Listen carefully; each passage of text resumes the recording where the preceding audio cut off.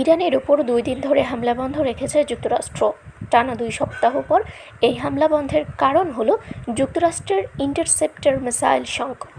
ইরানের পাল্টা হামলা প্রতিহত করার জন্য যে পরিমাণ ইন্টারসেপ্টর মিসাইল রয়েছে সেটি ফুরিয়ে যাওয়ার আশঙ্কায় হামলা থেকে বিরত আছে মার্কিনরা।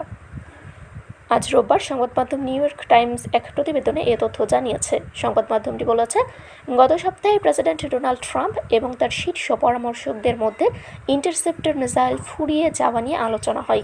এরপরই গত সপ্তাহের শেষ দিকে বড় হামলার সিদ্ধান্ত থেকে সরে আসা হয়।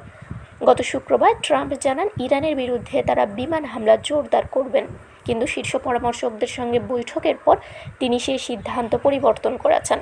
সংশ্লিষ্ট দুটি সূত্র নিউ ইয়র্ক টাইমসকে বলেছে, মার্কিন সামরিক বাহিনীর joint chief of staff general Dan Caine ব্যক্তিগতভাবে বলেন তারা চাইলে ইরানের বিরুদ্ধে বড় হামলা চালাতে পারেন, কিন্তু এর প্রভাবে মধ্যপ্রাচ্যে থাকা মার্কিন সেনাদের কাছে যে ইন্টারসেপ্টর আছে সেগুলো শেষ হয়ে যেতে পারে।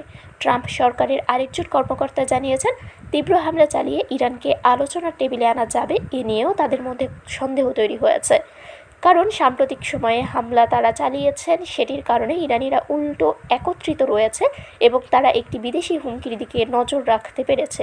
গত শুক্রবার ও গতকাল শনিবার রাতে যুক্তরাষ্ট্র ইরানে কোনো হামলা চালায়নি।